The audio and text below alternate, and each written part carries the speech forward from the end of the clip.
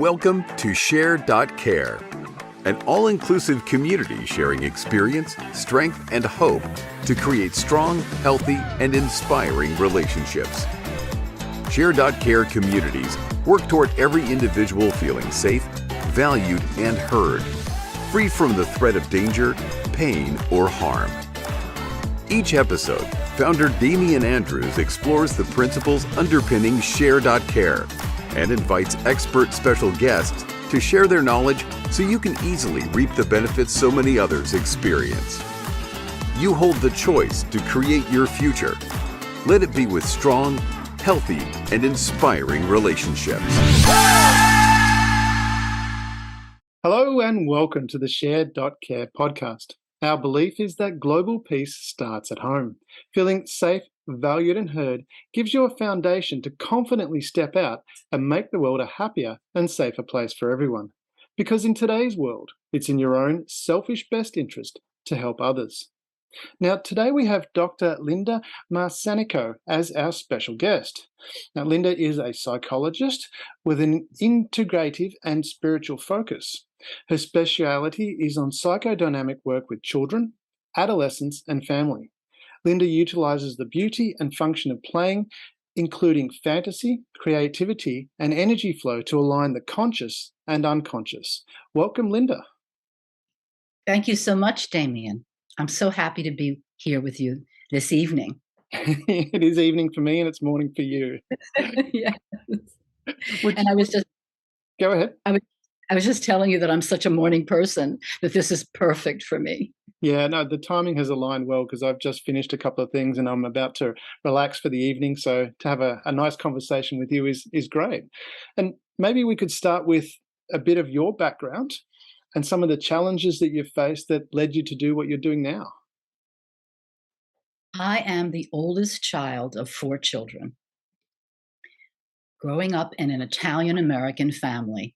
And it was only later that my father's cousin did some genealogy, and he said Marsanicos came from Russia, Romania, and Italy in the late 1800s and 1900s. So I'm Italian, Russian, and Romanian. Now, my family, my parents are now deceased. We're a very hardworking family, with strong work ethic. From the beginning, I was very shy, even when I was the first child with no other siblings. Shy, sensitive, a listener. And then the other children came along, and I remember thinking, oh, less for me. With everyone that came, oh, less for me. And they kind of took over, and I became quite the observer and the listener. And look at the profession that I chose. I chose to be a psychologist, and I wanted to be a psychologist so much I could taste it. That's how much I wanted to be a psychologist. I wanted to express myself with my clients to make a difference. And I felt by having the PhD, I would have credibility. To me, it was the perfect career. And in the studies, D.W. Winnicott is perhaps my favorite theorist. He has his feminine and masculine sides balanced. In order to be an analyst, he had to be analyzed by both Melanie Klein and Anna Freud, who were arch rivals. And he came out with the most beautiful theories of being alone in the presence of mother.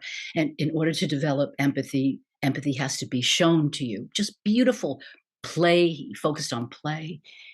He was a Mr. Mom. And then I developed, I must say, I had always wanted to have an internship at a hospital, but it never happened. It was only recently that I remembered that my path was to take me in a different route, a route where I could develop my own ideas of goals for my clients, strategies that work outside of the kind of the routine medical model. And I remember sitting with my clients at this one period of time. We learned diagnoses and all these technical things. And I thought, I want them to love themselves more. That's what I would say, my goal for you is to love yourself more. And of course, it became my goal to love myself more. Because in order to heal the planet, I need to heal myself. And there are two things that are extremely difficult: looking at myself and being a parent, a literal parent to my children. I have found those. Getting a PhD is challenging. There have been other challenges, which I'll share with you. And I began to develop an integrative way of working. And then I became itchy. I wanted to be able to express myself. And so I wrote a book. Now, this book was written about 11 years ago. And my first editor said, "You need to have a blog." I said, "Stephanie, there's no way I want to be writing. No way." And I sent the book out to publishers and they got rejected. And I thought, I got to get a blog. So the blog was born in January 2013. And at first it was every week, and then every other week, every month. Now I'm getting ready to renovate an apartment in Manhattan. It's a co-op. And I've been living with my sister for 8 months in preparation for all the approvals. And the book has to stay and wait again. It's sitting ready to be published, but I can't focus on renovating an apartment, thinking about knobs and tiles and publicizing my book. So we're thinking summer of 2023. And I continue as a coach as well, going back to my work. I'm a spiritual coach, and when clients are interested, I ask them, do you meditate? Do you do mantra? They're beautiful for relaxing. And I use a number of toolkit items for my clients. So I want to say that and let you ask any questions, and then we can kind of go from there. Wow. You mentioned about self-love, and I noticed that one of the key things on your in your website and in the articles that you've written, that I've read, and you talk about the goal of self-love and to accept and know yourself. Now, you mentioned that you were the first child, and then other children come along, and it's like, oh no, where's all the love going to be for me? How do you help people overcome that challenge of realizing, that they may not, or they're thinking of that they may not get enough love? I mean, what the steps people can go through to recognize that, get enough love from outside? But also, the two part of this question is, how do you start to, if you don't love yourself, how do you start to do that? How do you start to actually love yourself? It's a process. One technique, and this is a process I find in working with clients. I don't know that I would recommend it for someone working on their own, although there might be a book or two that could help somebody. I'm all for people doing what they can on their own. But when I'm working with a client, it comes in the process of a trusting relationship. And I ask, what do your children within feel about that? And then we could do a Buddhist meditation. And I ask the client, where do you feel the itch, the pain, the discomfort? And we go to that area. Yeah. We speak to that area. What are you trying to tell me? What do you need from me? And then they journal about that. And they get in a dialogue with their younger selves. It could be an adolescent self. It could be a 4-year-old. It could be someone I don't know the age of, but he's wanting to speak to me now. So the journaling comes in. And then there's the knowledge that when we were children, we have no power. But now we have power. Yeah. And we have the power to parent our internal children and give them what they need.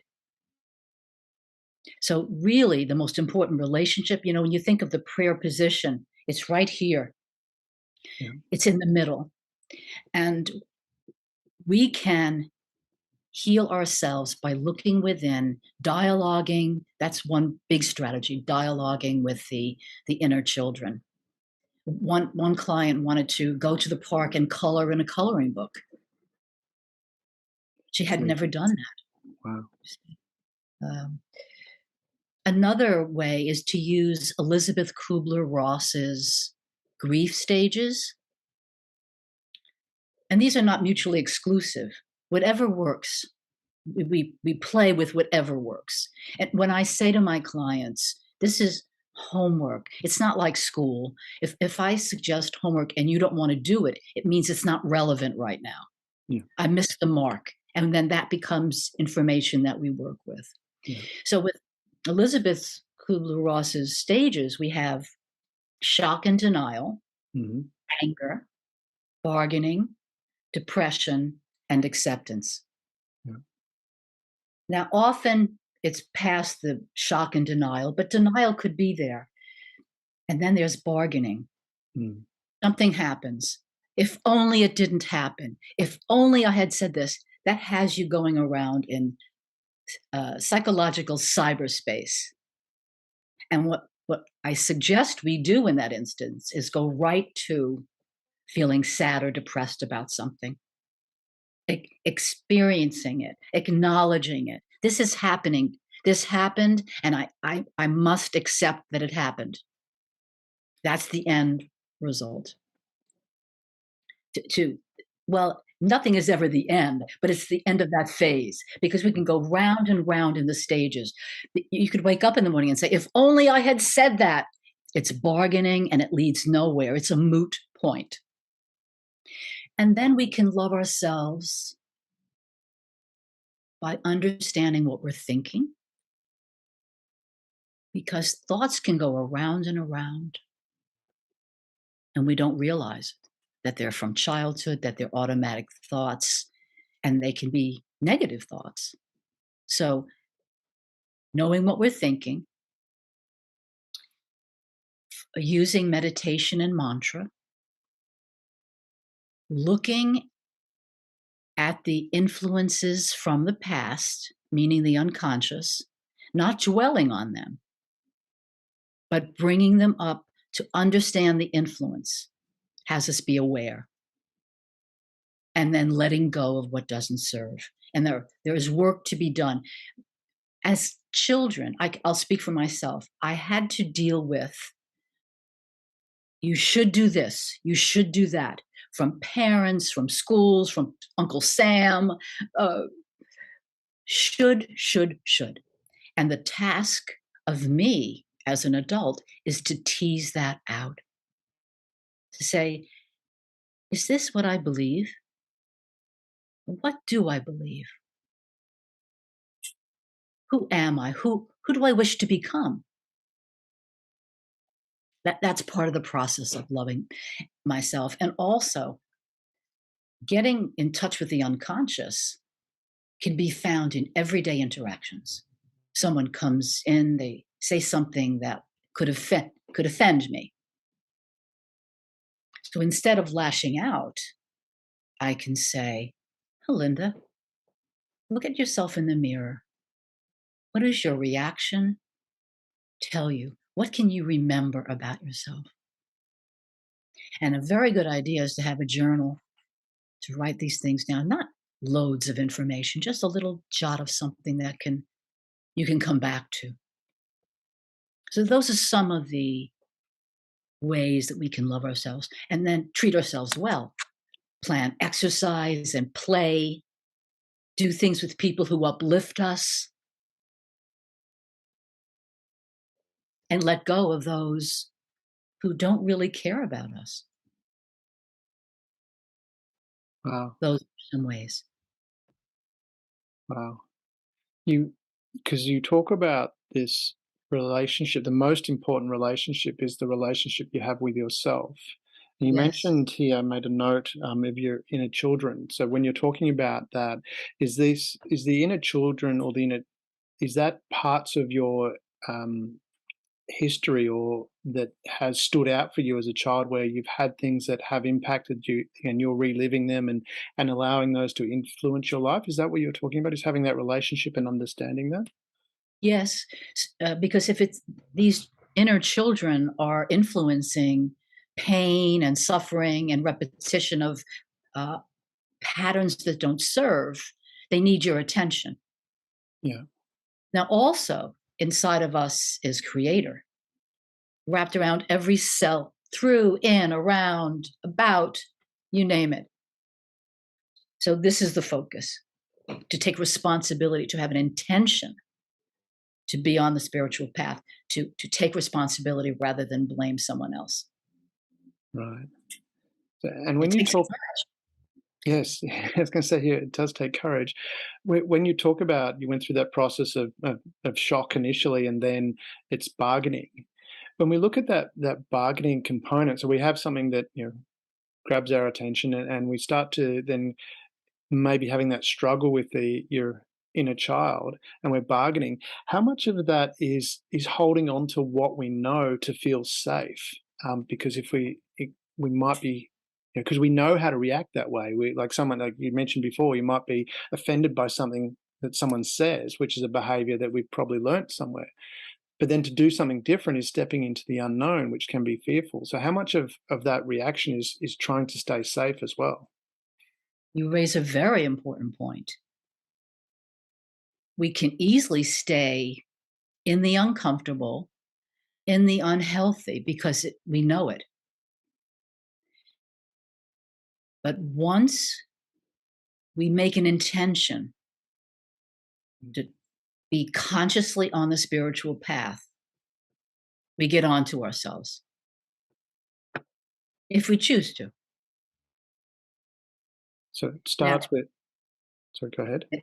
an intention, an intention to face myself because I want to grow in compassion. I want to grow in self knowledge, grow in self love. I want to have good mental, physical health. And you asked a second part of that question. Would you, could you repeat that? The second part? You talked about staying close to something you know. Oh, you talked about it's the unknown is scary. Yeah, because if I stop complaining about my mother, she's this, she's that, she's this, she didn't do this, I don't have mental time to think about some other creative things that I could be doing because I'm focused on negativity. So once I have an intention to give that up, I think, who am I now? I'm a person kind of alone here. It could be a cartoon. Hey, I let my mother go. I'm a little scared. But going into beyond the comfort zone, as Neil Donald Walsh talks about, actually grows synapses in the brain. Yeah. Right? It's where we need to be going if we want to make that step. It's not for everyone. I've read a lot of Neil Donald Walsh's work, and do you know that work, Conversations with God? A little bit of it, but no, not a lot. No. So in one conversation, Neil says, God, I don't want to work on that. God says, don't worry, Neil, take 10,000 lifetimes. Neil says, oh, no, I have to deal with this now. I better deal with this now. So But it's how, choice. so a lot of that, by the sounds of it, is that when you say it's choice, exactly, it's having that intention to want to do something different. And is that something that you need? Because a lot of people, from what I understand, need to go through some sort of trauma before they actually decide, okay, I've had enough, and that becomes the motivation for doing that. But can you Yeah, do it the other way? Can what can drive people to go, well, actually, rather than going through the trauma, I'm just going to make a process of continually evolving. How does someone get to that state of awareness? I think, the bell curve, Mhm. it goes like that. Yeah. There are the two tails, which are extreme. Oh, I very, very much want to be on the path. I don't ever want to see the path. Yeah. And there are people who are going to be, for whatever reason, more desirous of knowing themselves and being on that, uh, taking that understanding to heart and cultivating it becomes more of a lifestyle after a while. Mhm. Now, it doesn't mean that we're always compassionate. I wanted to tell you at least one story from my book where I was not compassionate at all. It happens. Yes, can relate to that. One of many, one of many. So I Yeah. at the time, is this what you would like to talk about it in this segment? Is this Yeah, okay? go for it. Yeah, whatever you Okay. feel is going to be helpful for the viewers. Please feel free. Okay. I lived in a condo, 3 families, Yeah. and on the top floor, later in life, they got pregnant, and they put their carriage right in front of my apartment door, Yeah. so that when I opened the door, 4 feet from the entrance was their carriage. Yeah. So I asked them, "Could you put the carriage in the outer vestibule? Could you put the carriage up 5 steps to the upper vestibule?" "No," was the response. And so for months, we were in conflict. Yeah. I wanted to talk with the wife. No, no, no. She was busy being a mother, a new mother. She didn't want to deal with this. The husband, the father talked a bit, but nothing changed. And in order, I think it was out of frustration, I had to take a different tact because I was so unhappy. We were all unhappy. I'd walk out, the carriage was there. Ay, ay, ay. I'm just very sensitive to my surroundings. Yeah. I was in the city. I had a city view, cars, trees, very sensitive to the view. Yeah. So I developed the practice of saying, I am a bodhisattva. That's out of Buddhism. It means an enlightened master. Now, I'm not a bodhisattva, but I'm opting in to being a bodhisattva. I would come from work. I am a bodhisattva. I am a bodhisattva. I would repeat it again and again and again and again. And guess what happened? They moved the carriage. So, love, the vibration of love Mm. became a catalyst for them to shift. And we became friendly after that. And recently, about a year ago in the park, I ran into this Oh. gal. She moved. And prior to that, I said, I want to put this story in the book. Just change my name, she said. So I changed her name. And then I ran into her and I said, did you realize that I was saying I'm a bodhisattva? And she just looked at me and took it in. Yeah. So I thought that it was a very beautiful reminder of negativity versus positivity. And by positivity, I mean the power of love. Yeah. And I want to say something else about love, unless you have any questions. No, go. Now, All You Need Is Love by the Beatles. All you need is love. All you need is love. Exactly.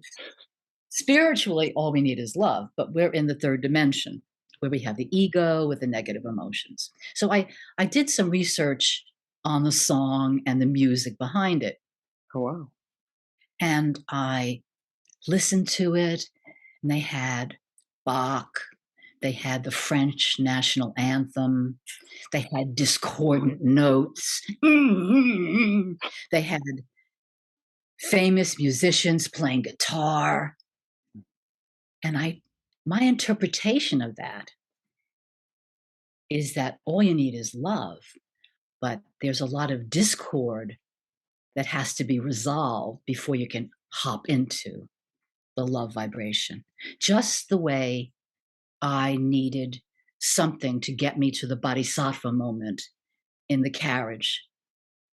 I had to resolve my some of my anger, some of my wanting control over the situations, a whole series of growing that I had to get involved in before I could say, I'm a bodhisattva, I'm a bodhisattva. And it would melt everything. I'm a bodhisattva, I'm a bodhisattva. And so I don't know whether the Beatles had that in mind when they put all that very complex music together with a simple phrase, all you need is love. But that's my interpretation of it. Interesting.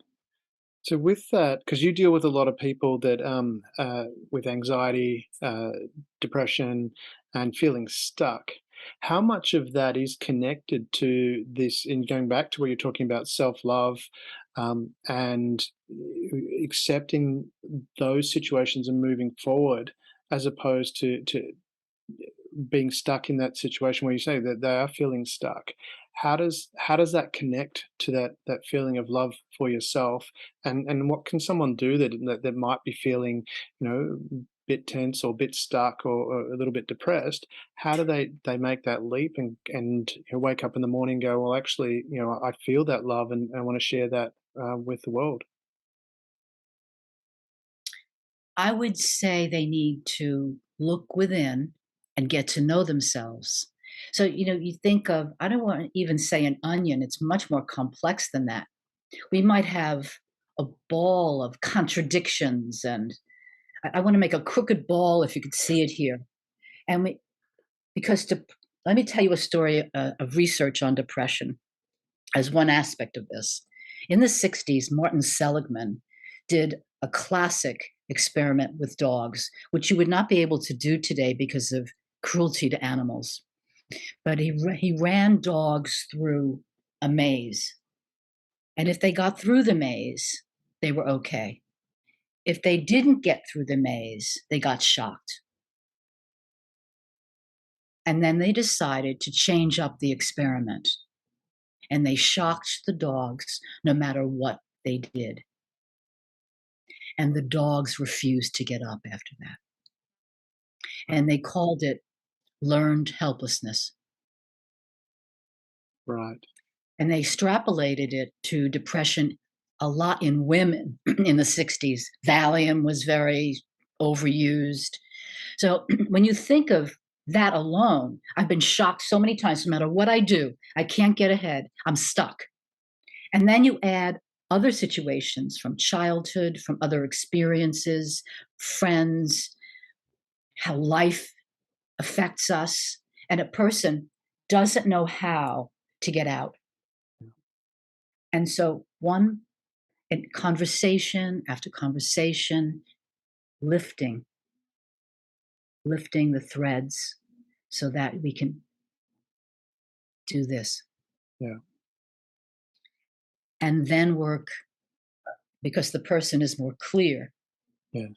on on who they are, on on the direction they want to take.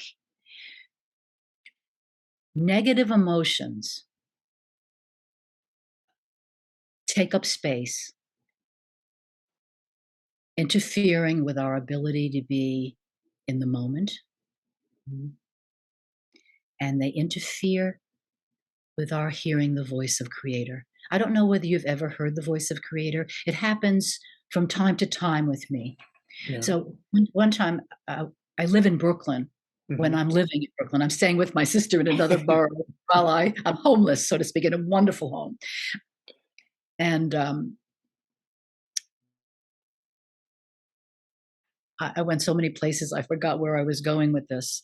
Um, what did I say last? You were looking for that. You had that homelessness. We were talking about um, moving from the depression, anxiety into that feeling of love. You were not sure where the story was going, but it was how to move, from that state of being stuck and opening the threads to be able to find where that not being stuck like the dog was stuck and feeling that hopelessness and that learned Yeah. hopelessness of being stuck. So I was exercising in Prospect Park. This is going back 15 to 20 years. And I would go in with earphones, walking to the music. And it would motivate me. And I heard, take off the music, Yeah. take off the device. Because when I took off the device, I could hear the birds. I'm more aware of the beautiful smell of the trees and the flowers and the blossoms. Hmm. And it's a beautiful experience to be in Prospect Park. I don't know if you've ever heard of Central Park and Prospect Park. They were built by the same architects. Yeah. I There know was of them. I another, haven't been there. pardon? I said I know of them, but I haven't been there yet. So it's on the list. I haven't been to Australia yet. It's on a list. It's okay. We'll get there. And there I'm a was big another. Go ahead. Go, No, I go. was going to say I'm a big NASCAR fan. I watch every race, so I need to get there and watch that to come and see them live. But I am looking forward to getting there. That would be exciting, Yeah. watching a race. Sorry. So I'm reminded coming out of my gym Mhm. in the summer. It was so hot. I'm an early morning person. I was coming out of the gym at like 8 o'clock in the morning, Yeah. and the heat hit me. It just, and I thought, oh. And what I did was sort of, I don't know how to describe this, spread my molecules out. I accepted the heat. Yeah. And I walked across the street, again, and I heard a bird singing. Yeah. And I said to myself, and I wrote about this in one of my blogs, if I had been focused on how hot it was, how I couldn't take it anymore in this August or July weather, I would have missed that songbird. Yeah. So that's what happens. So today, I mean, it seems to be, we have that technology around us. We have our phones, we have social media, we have computers. And I know personally, I've made a conscious effort a long time ago. I turned off all my alerts, and my phone lives on silent. So I don't even know when a phone call comes. And I'll check my messages at certain points in the day, and my emails don't bing or do whatever sound effect it is. And how important is it to, like you say, to take that time to shut these things off? The other thing I guess I noticed with that was, I'll listen to a lot of parents complaining about how their kids are always on the phone, but then I look at the parent and the parent's doing exactly the same thing. It's like, well, who's the child modeling? So I'm just wondering, should we make that conscious effort to take that time and shut those things off? I think so. I think they're a blessing and a curse. So use them as they can be used best. And I have to work at that because lately, with people calling me all the time about the renovation and the approval, I constantly want to be there. I'm more on my phone than I've ever been, and I don't like it. And I like when I have the phone turned off or on silent in another room and check it every so often. And it would be wonderful if I checked my emails once in the morning, maybe once midday, and once in the evening, or less than that. Really, it's worth it because what can I say about these devices? They're seductive. And while all of my books are in storage, I do like to read. And reading stimulates the brain. Writing stimulates the brain. I'm not sure what this does to the brain, this device we're using. Now, I have glasses. I bought glasses with a protective coating for the blue light, which I feel good about. But I think it's essential that we limit and we teach our kids to limit. Because I've seen parents at dinner at a restaurant with the children under the table. Well, the parents are on the phone, one parent, or just the child being ignored. Um, I think we could do better than that. Because does that connect with that feeling of love as well, like from a child's perspective? I was reading a study where it was like all that they were initially looking at how much connection there was between parents and children. And they found like for the dads, what they did was they put microphones on the parents, and then they went through and so what was the actual active time that the person was interacting with their children. And particularly, I mean, for the women it was higher, but for the dads it was 30 seconds in a day. Um, and they found then they did further research. I can't remember what it was, but if you have 8 minutes of interactive time with your child, like really one-on-one interaction, that helped the child's development significantly. Have Yes. you experienced things like that? And what would you encourage people to do in those scenarios? I haven't looked at the research. Even though I'm trained to work with kids, I've been working a lot with adults and the children within. I think children need both parents if they're lucky enough to have both parents. If they have one parent, they need to have whatever it is, they need the attention of their parent. Yeah. And there could be a certain time that the phone is used and then put aside, because love is acceptance. Love gets demonstrated Yeah. by attention. And lines of communication are formed where when kids come home from school, when we ask, "How was your day?" that could be elaborated when the lines of communication are open. Yeah. It's not just, "Oh, the day was fine." So many things happen at school. It was fine. Well, give me a play by play. And that play by play and the communication at dinner, sitting together for dinner. We always sat for dinner together. How was your day? When I was growing up, and with my kids, I have 3 children and 4 grandkids, and one additional one on the way. Congratulations. Thank you. And we sit around.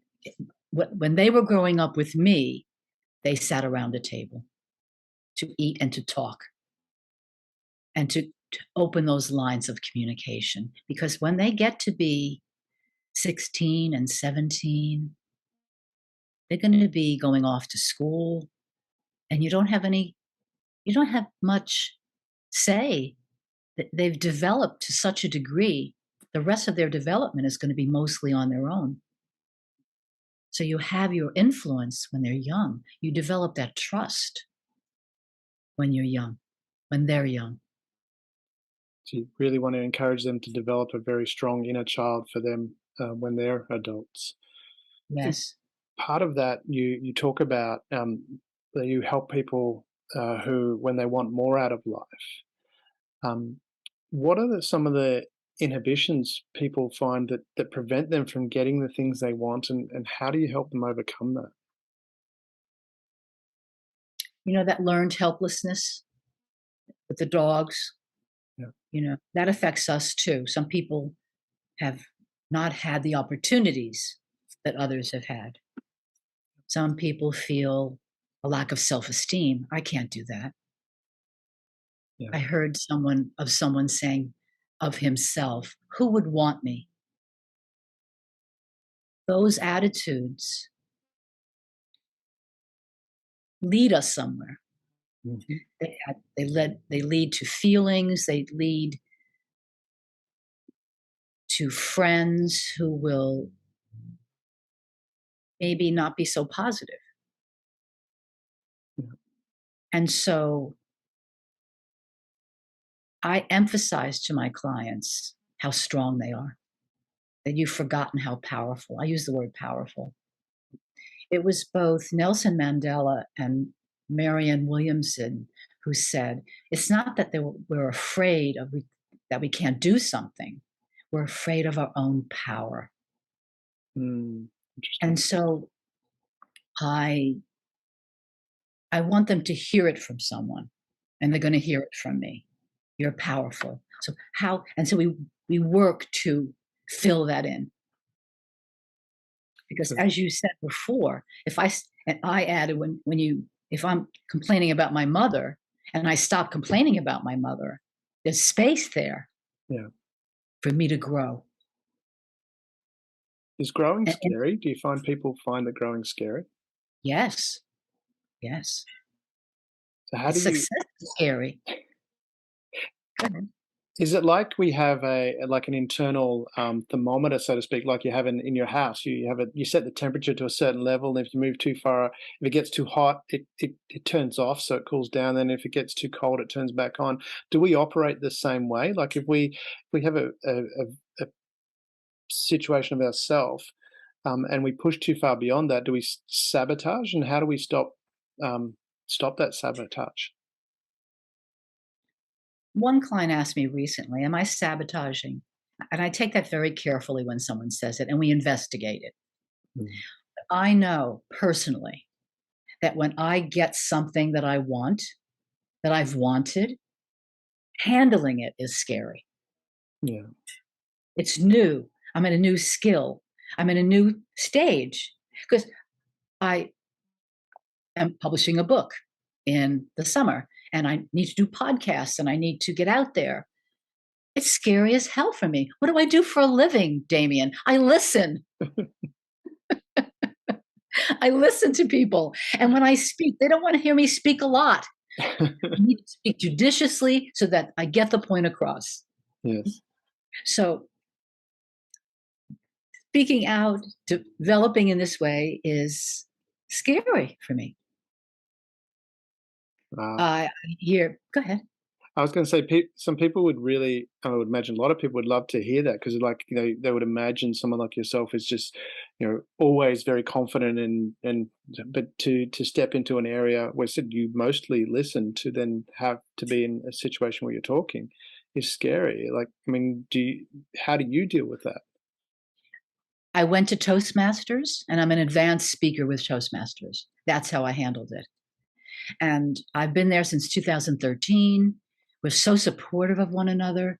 Then I have supportive friends. And then as a psychologist, I have a psychologist that I talk to. Yeah. My family is very supportive. Yesterday, I got the Department of Buildings approval. I had texts with confetti, I called each of my kids, yay! So it's a very supportive family. And the renovation is beyond my comfort zone. I'm spending loads of money with people helping me, going through the approval process, which in New York City is a big challenge, by myself. And so, yes, it's scary. All of this is scary, but it doesn't prevent me from doing it. It's interesting I was going to say, it's interesting that you mentioned about Toastmasters and reaching out to other people as well. And I'm familiar with the Toastmasters organization. I'm a member here in Australia as well. And I noticed one of the things that was said is like there is no failure in this room. So how important is it for people? Or I would imagine it's very important for people to reach out if they're feeling. Because you mentioned about this connection about sharing, and it reminds me of the movie Crocodile Dundee, when the lady asked him, don't you have a psychologist in Walkabout Creek, someone to talk to? How do you deal with your problems? And so, well, we don't have a psychologist, we have a Wally. She goes, what's a Wally? And it's like, if we have a problem, we tell Wally, Wally tells everybody else, no more problem. It's not as easy as that. No. But how important is that? Like if for someone, we talked about people that might be feeling anxious or feeling depression or stuck, to actually reach out and know, because I could imagine, like if someone reached out to you, you would be more than willing to have a chat with them and guide them to the right place. And I would be the same, and I would imagine most people would be like that. If someone come to them and said, "Look, I need some help. Can you give some suggestions or just have a listen?" I would imagine most people would do that. So is that something, I just wanted to raise that, because I would imagine from your perspective, you would help other people. And for people that are listening that might be feeling, a little bit depressed or a little bit anxious, would you encourage them to just reach out to someone? Or what I would you would. encourage them to? I would. I would first suggest, depending upon what they're experiencing, if it's depression, often it needs professional help Yeah. because it's multi-pronged. Yes. If it's, I feel alone, Mhm. reach out to friends. If you don't have friends, find some. Yeah. I remember walking in the park with a friend, and I said, Jonathan, I need more friends. He said, Linda, draw a larger circle and include people. And since then, I've done that. So I would suggest they reach out. They could to friends if they could look at some self-help books. But if they need somebody, if it's persisting, Mm. they could do some research and find somebody. The match between the client and the facilitator is the most important part of a successful outcome. Yeah. That was done in research some years ago. Yeah. So it's important to find, some people say, oh, I had a horrible experience. Find somebody else Yes. and pray. If they don't believe in a creator, believe in nature. Meditate on nature. Okay, we need to move on to your writing, and I've looked at some of your writing, and I must say I'm quite fascinated, especially some of the and I think that emphasis you talked about play flows through your writing. And I look at some of your titles of your blogs, and you've got Hats on the Beach and Henry and the Three Puddles, Playing Outside My Window. With your writing style, what inspires you to write that particular way? It seems to be so that there's a lot of fun there. There's and it's coming from a different perspective, not what you would, from me, what I would have expected coming from a psychologist. It seems to be, it's a lot lighter, but there's a lot of depth there as well. How do you start with those writings? As I mentioned before, I didn't want to write at all until my publisher, what she said was so true. But once I started writing, I loved it. Yeah. And I find that I've tapped into a playful, creative side of me. I could laugh at a lot of things. And sometimes in my sessions, I say, can I joke about this? And if they say yes, and it lightens the mood. Mm. But I have a very silly child within. Love it. My sister said to me, you're acting like a child. Yes, I said. I do have an active child within, Yeah. a happy. And it took years of counseling to develop that. And that's why I want in my repertoire of how I work. Yeah, how important is that though, to find your inner child, and allow that to come through at times? For a creative person, I think it's very, very important. For someone who wants to develop creativity, I think it's very important. I don't know that everybody is going to run and say, hey, I want to know my inner child. It's maybe not for everybody. But so there was a cartoon, and in the cartoon, it had the Association of Functional Families. Yeah. The Association of Functional Families. And there were two people in the audience. And so we all have issues from childhood. Yeah. And they come with us. They come with us until we deal with them. And that is the unconscious that needs to be made conscious. Because before the age of 7, most things are unconscious. At 7, the ego develops and a child can have a conversation with self. But before the age of 7, the child has no defenses. So it's something to consider. Yeah. And before we get to your latest book, there's another article that I'd like to touch on, and if you wouldn't mind talking about it. The title is "Why Intelligent People Do Stupid Things: Cracked Foundations, the Void, and the Magic of Breathing."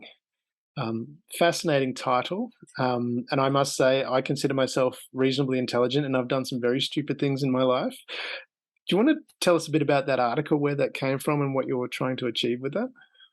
Well, I have a colleague and friend, uh, Michael, who put that out there.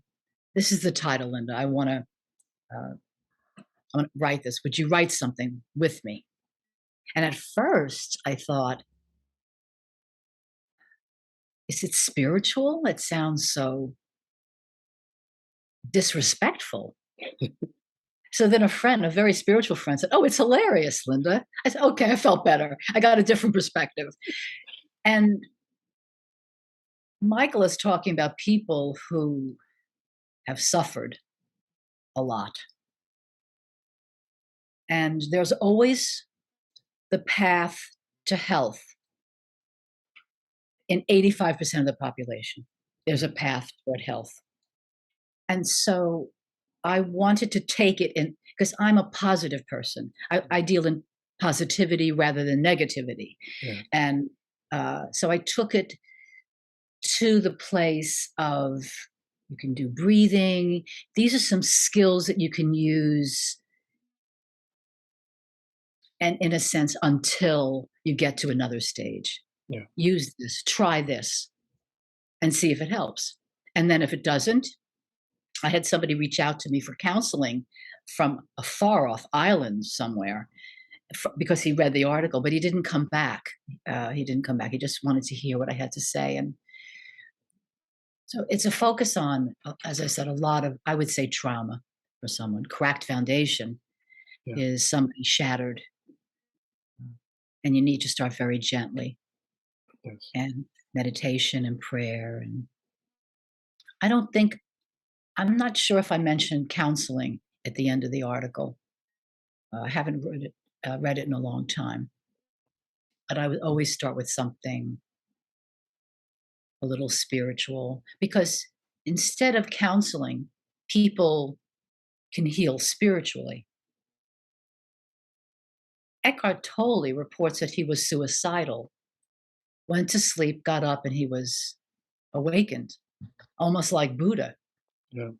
which is remarkable. So I joke, sure, it's okay for you, but that's not my, I'm having a much longer period of time to get there. It's taking me longer to wake up. Indeed, indeed.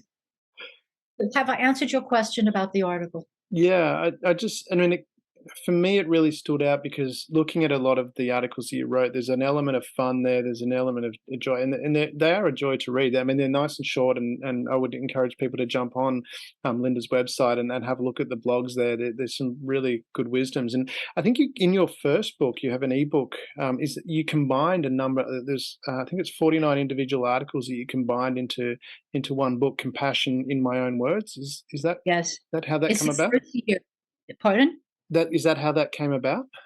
Yes, I was working with an assistant, and we discussed my putting it in a book, which is downloadable. Yeah. The first year, I was doing a blog every week, so it was 49. Yeah. So you've got almost you've got to have a few weeks off to have an annual holiday as well. That's why there's 49, I'm guessing. I think you're right. We'll say that it is. Now, you've got a new book coming out after the renovations. Obviously, you need to get that finished first so you can get back into your home. The A Train to Sedona, if I'm saying that correct, Yes, moving through your shadow towards the light. Do you want to tell us a bit about that book, how that came into being, and share a bit about the book?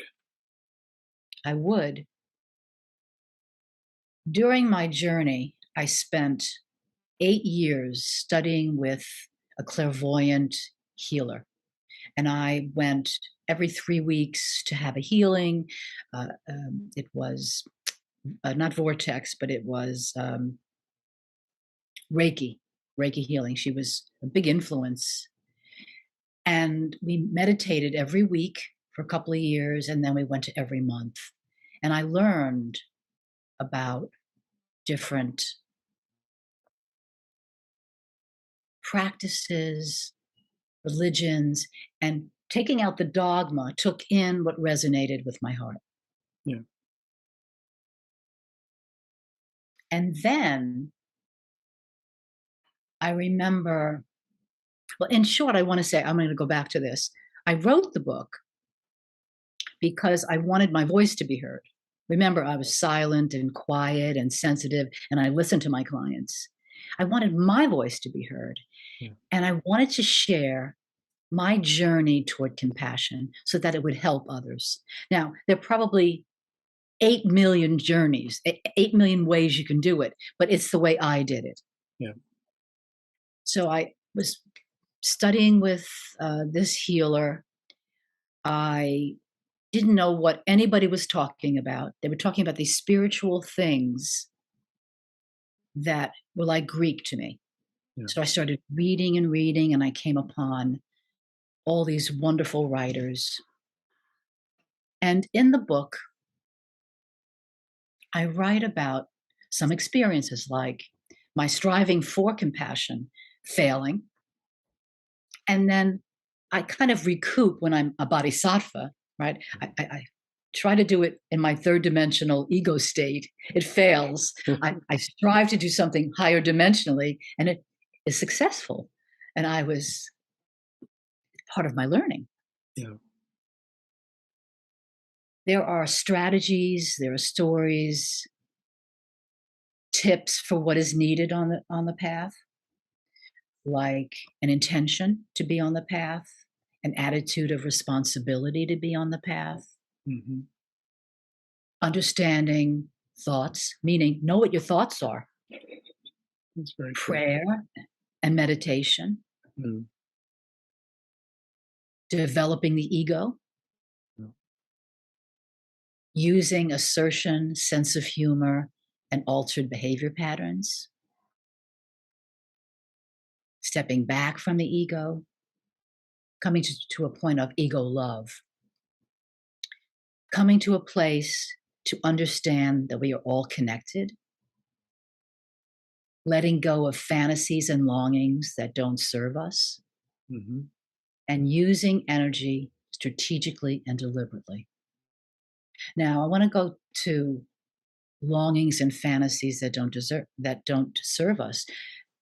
A person will come in and say, I want my mother to change. It's almost an unconscious, and it comes up.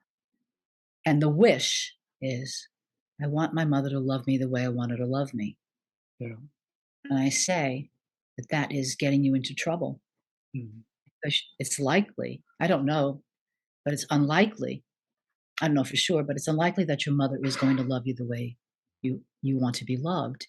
When you can accept that, it's going to be healthier for you. Yeah. Otherwise, you're in a state of longing. You could eat, you could spend, you could gamble, because you're in a state of wanting to be loved, and people will turn to those addictions. Yeah. And I say, choose a well with fresh water in it. Don't go to a dry well to get quenched. And this wishing that your mother would love you the way you want her to love you is a dry well. It's something like that, to explain that. That's really important what you're saying there, because I mean, a lot of frustration that people experience is wanting what is to be different than what it is. Mhm. And how does that connect? Because I'm imagining that connects back to self-love as well. I mean, if you love yourself, it doesn't really matter what someone else thinks or how they behave. Is that true? Or It's true, because if I'm loving myself,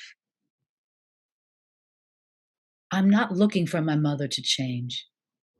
I'm accepting her in the beautiful spirit that she is. I'm accepting her as she is. And I've grieved, trust me, I've grieved the things and that's in my book too. There were things that I didn't get that I wanted, and I had to work on those. That's my responsibility. is that part of too, like, I mean, if you're loving something, you love it for as it is? So, like, I mean, the person coming saying, I want my mother to love me the way I want way I want to be loved. Whereas if you're really loving your mother, you would be saying, well, I just love you as you are. Is that part of that journey? It is. It's the end result of a new beginning, to be able to say, I love her as she is. because that's the reality. And if I'm hoping she's going to be different, I'm off balance. I'm absolutely off balance. Yeah. I'm not in alignment with my power. It's here. Yeah. Because the spiritual situation is not, in a sense, feminine. This is the feminine side. This is your feminine side.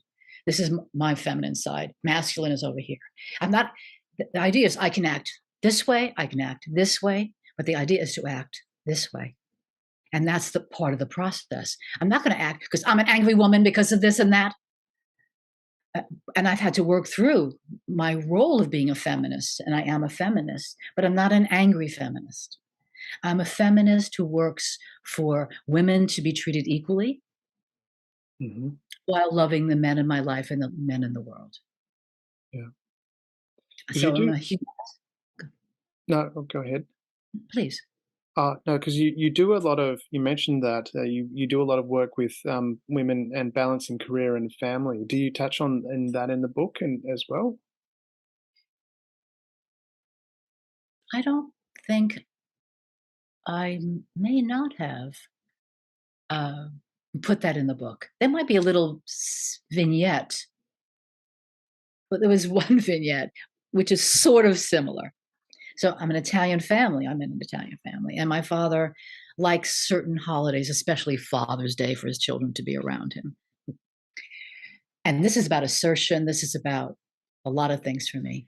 My spiritual group is going on a retreat to Sedona on Father's Day. The week has Father's Day in it. Yes. I thought to myself, why is this happening? So I had to pull up the courage. And I remember where we were standing in this house on the deck near the grill. Dad, I will be with you for Father's Day. I had to blurt it out because it was not going to be coming out easily. And he said, oh, somebody's always missing. And I had them over for some food the week before. Yeah. I don't think I go into balancing family and much. I have talked about it in the blog. The book is, I can't remember. I think probably no. You're talking about, because it says moving from your shadow towards the light.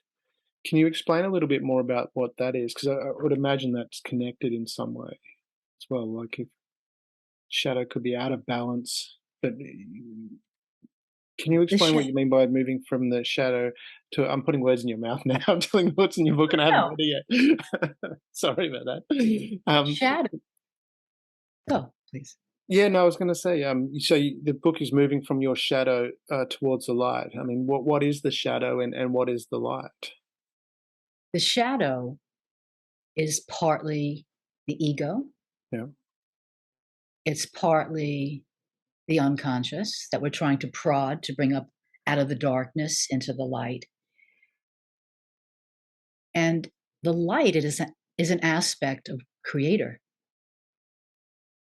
And it's a way to describe, I'll describe myself as I'm growing and evolving, letting go of jealousies and insecurities. I'm becoming lighter and lighter and lighter. David Hawkins has a measurement of consciousness in his book, Power versus Force, and he measures consciousness.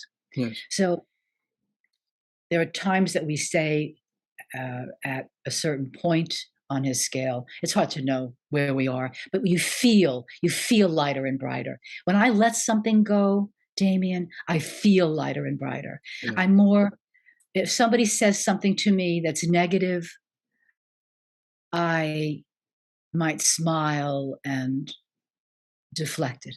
Yeah. If someone says something to me, which happened disparagingly, I could use assertion. Yeah. And say, my feelings were hurt. Not you hurt my feelings. I could have chosen anything. Yeah. My feelings were hurt, and the person apologized. Yes. But the point is, he may not have apologized. For me, the assertion helped Yeah. because I spoke my truth. So as I speak my truth, as I grow in love, as I continue to face myself and grow my spirituality, I get lighter. I'm more light than dense. Darkness is dense and light is quite different.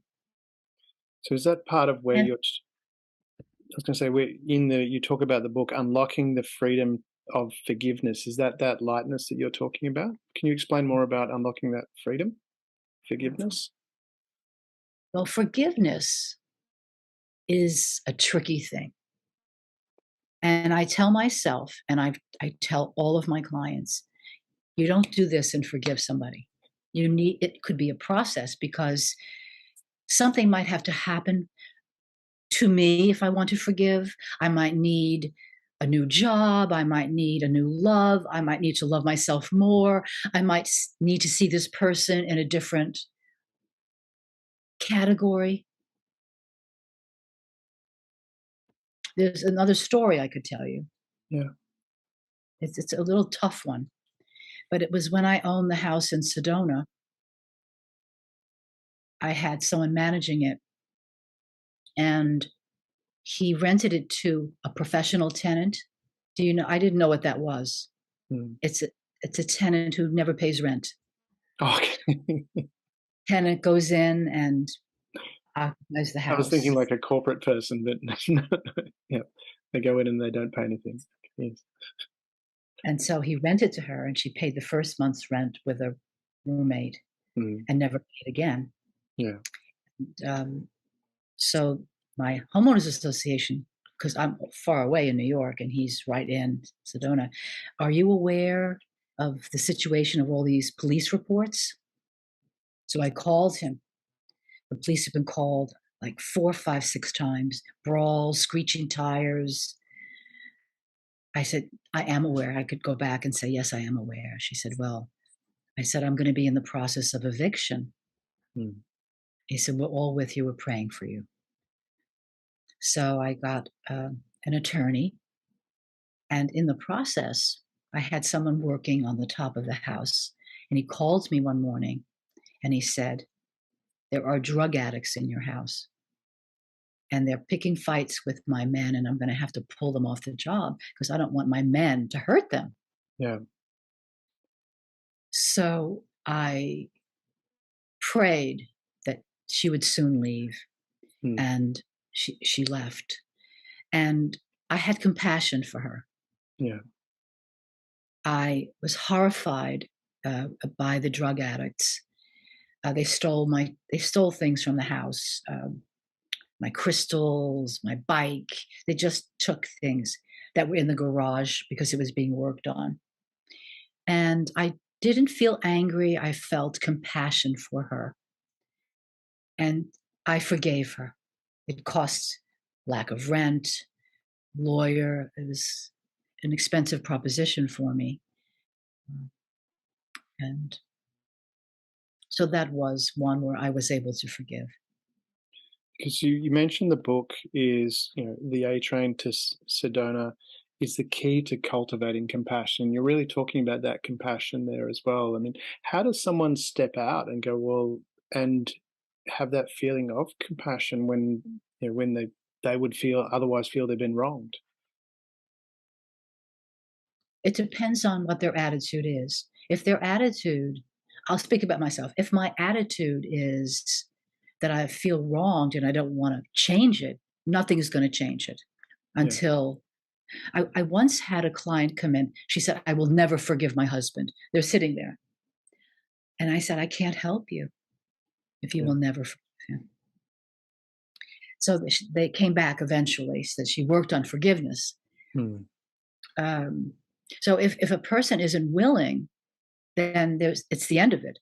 And, Yeah. and maybe it's going to take a few lifetimes if you believe in other lifetimes.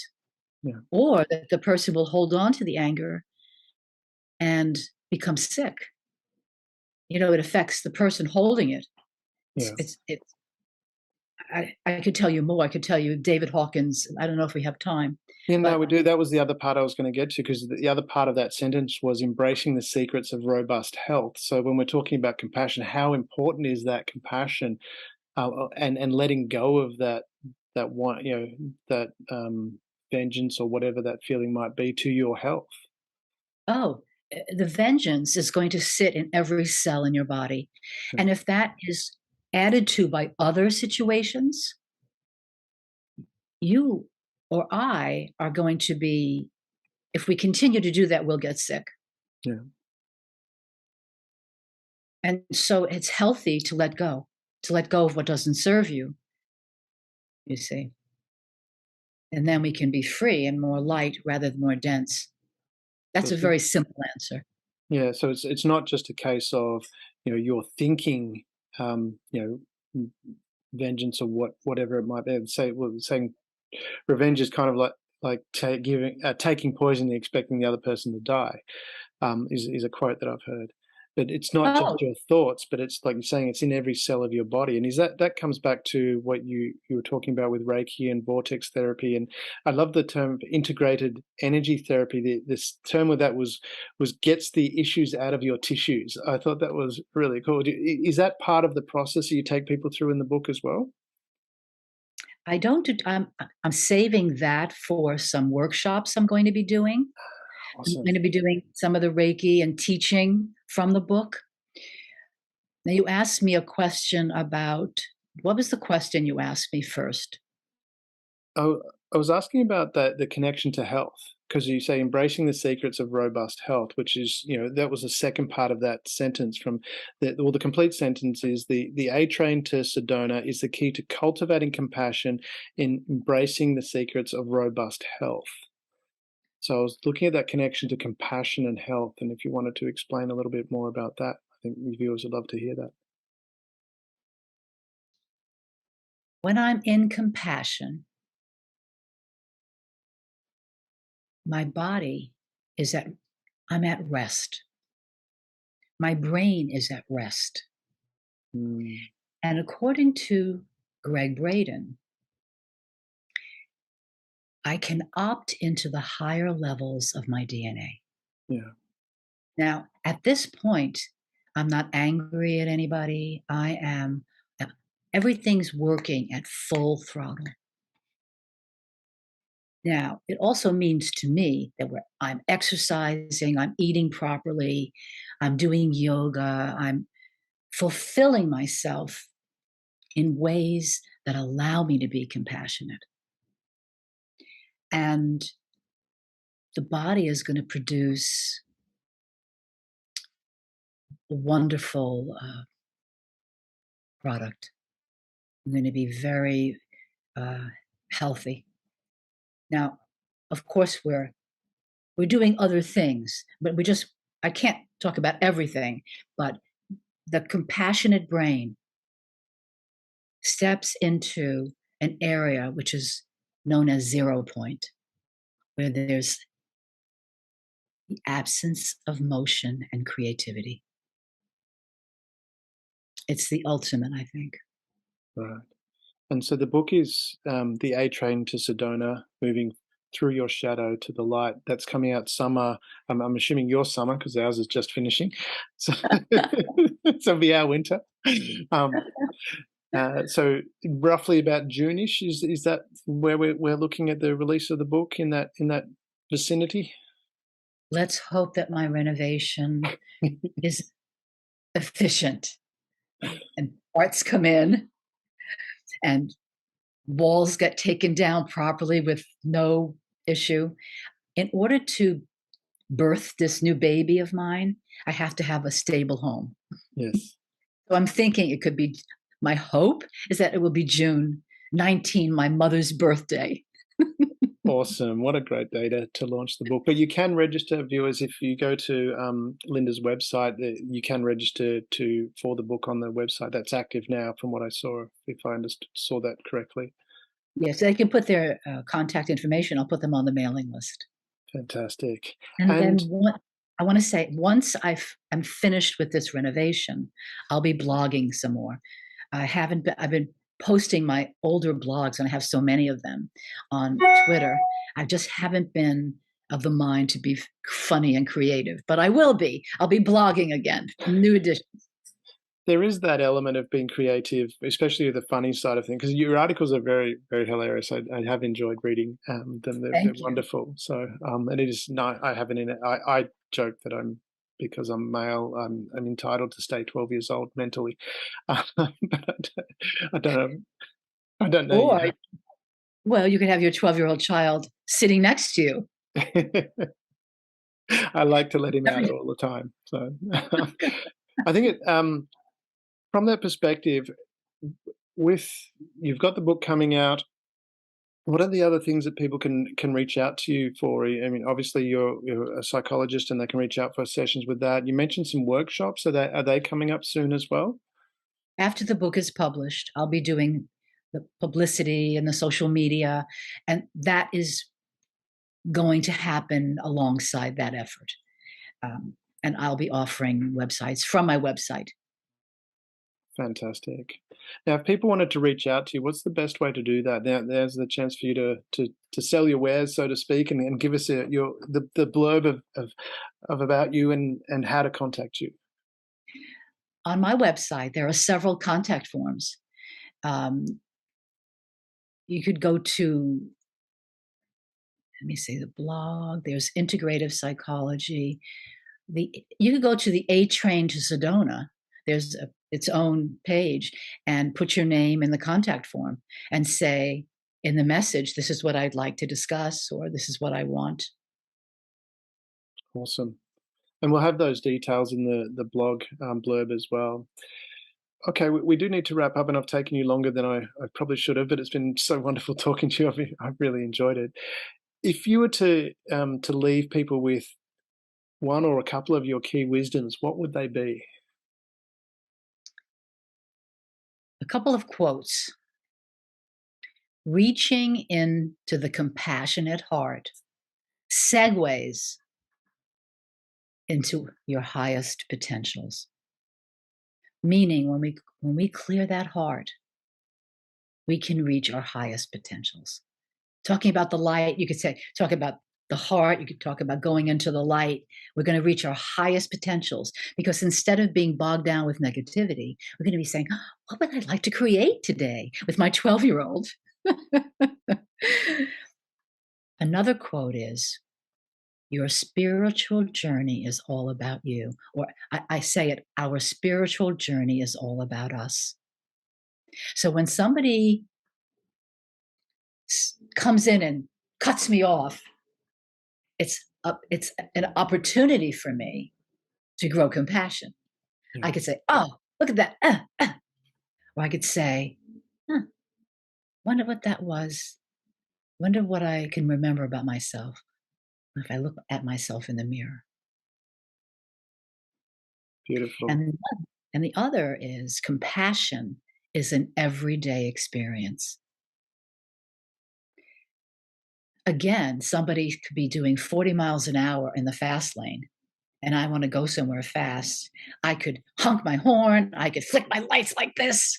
I could curse, create negativity, or I could gently flick my lights. Maybe she'll go over to the other lane. I could slow down or go into the other lane and go at a higher speed. I don't have to create negativity. It's an opportunity to create compassion.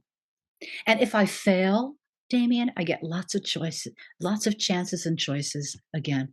There's no judgment about this. We're all connected in an all-inclusive club. Yeah. The club of creator, the consciousness. That's beautiful. It's been so wonderful having you on the show, Linda. There's just such beautiful knowledge, and I'm really excited to read the book. So my name is definitely going on the list, and it'll be there very shortly. Thank you. I can't wait to put your name on the list. I'll do that as soon as we're finishing. I'm going to jump on the website and put your name down. I'll put my name down. And so thank you very much for being on the show. It's been so wonderful. Thank you very much. Thank you so much, Damien. The pleasure is mine. Thank you for being part of the Share.Care community and helping people around the world prosper. You're creating a bigger pie for everyone to share. The more people contributing to the world being a better place, the better the world becomes for others and for you.